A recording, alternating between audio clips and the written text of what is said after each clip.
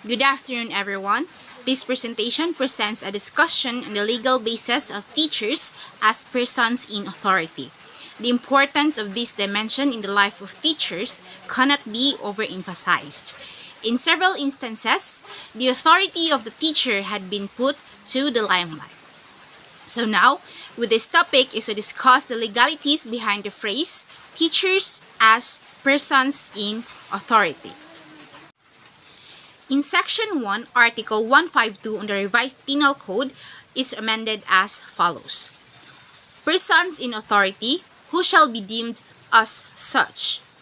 In applying the provisions of the preceding and other articles of this code, any persons directly vested with jurisdiction, whether as an individual or as a member of some court or governmental corporation, board of commission, shall be deemed as a person in authority.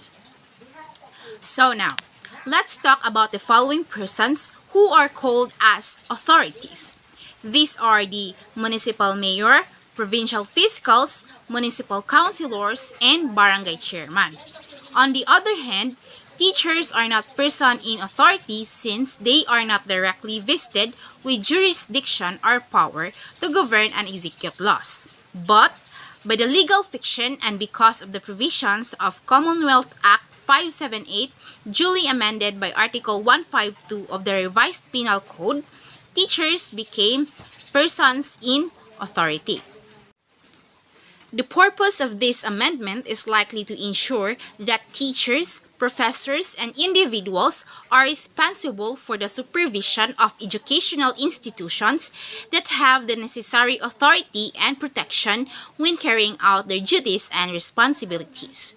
It acknowledges their role as influential figures within the educational system and recognizes the importance of maintaining discipline and order within educational institutions. Teachers are entrusted with the responsibility in facilitating learning and shaping the minds of students.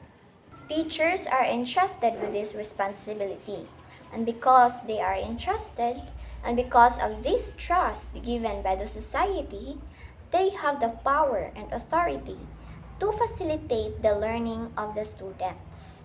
They have expertise in their subject matter and are expected to use their knowledge and skills to guide and educate students effectively.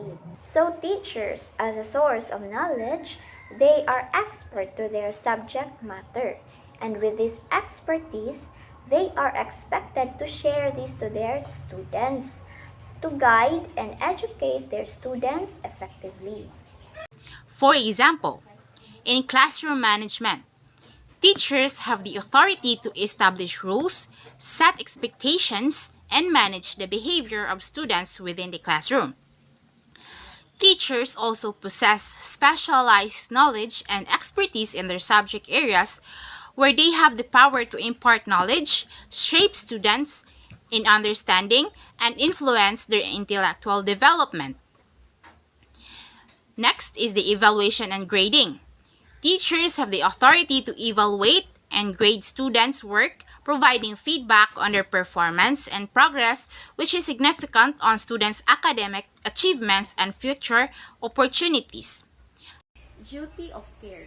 Teachers have a duty to ensure the safety, well-being, and welfare of their students. They are responsible for supervising students during school hours and activities, taking reasonable steps to prevent harm, and responding appropriately to incidents or emergencies. Teachers have a duty of care towards their students, encompassing the supervision, prevention of harm, and appropriate response for accidents or emergencies. Their role goes beyond imparting knowledge and extends to creating a safe and conducive environment for learning. Disciplinary measures. As persons in authority, teachers have the ability to implement disciplinary measures within the bounds of the law and school policies. They can enforce consequences for student misconduct, including issuing warnings, assigning additional tasks, or referring serious infraction to the higher authorities. So here, teachers have rights to discipline the child if they do bati or sayupsod sa school, like if they did something against the rules or policies, ang atubangon nga consequences sa students kung makasala, makadepende sa sala nga nabuhat. O pwede daw ang teachers mo demand og bugat nga parusa sa student. Academic assessment. Teachers have the authority to assess and evaluate students' academic performance. They are responsible for assigning grades, providing feedback, and determining whether students have met the learning objectives and standards set by the curriculum. Academic assessment is a fundamental aspect of education in which teachers have the authority to assess and evaluate students' academic performance to help the students to demonstrate their learning, provide feedback on the errors they've been making, and help provide opportunities to better their performance with each assessment. Teachers play a pivotal role in academic assessment by evaluating students' performance, assigning grades, providing feedback, and determining whether learning objectives and standards have been met. Through thoughtful assessment practices, teachers support learning, guide instructional decisions, and contribute to the overall quality and effectiveness of education. By providing accurate and constructive feedback, academic assessment fosters a culture of continuous improvement and empowers students to reach their full potential. Next is role modeling and mentorship. Teachers often serve as role models and mentors for their students. They are expected to exemplify professionalism, integrity, and ethical conduct. Through their words and actions, teachers can positively influence the character, values, attitudes of their students. So, a teacher as a role model is someone who motivates and inspires us to achieve greatness, reach our greatest potential, and recognize the best in ourselves. While the mentor teacher plays a critical role as a student teacher's model, and mentor has a great influence over the student teacher's learning experience. Parental partnerships. Teachers collaborate with parents or guardians in the education and upbringing of students.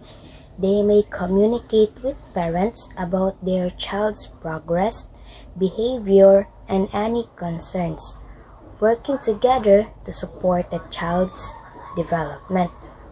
So, this partnership is crucial aspect of education that involves teachers collaborating with parents or guardians to support the education and upbringing of students.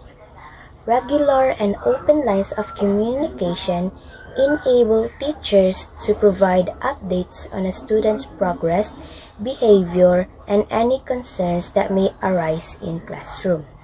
Like for example, a learner is struggling sa pagbasa.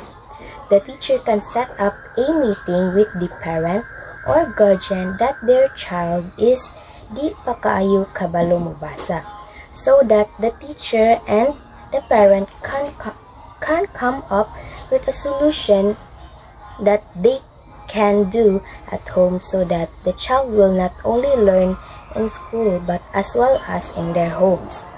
This collaborative approach fosters a holistic understanding on the student, enabling teachers and parents develop effective strategies to support their educational journey. It is important to note that teachers' authority should be exercised responsibly and ethically, with their well-being and best interest of students at the forefront. While teachers have power within the educational setting, it should be used to create a positive and nurturing environment that supports students' growth and development.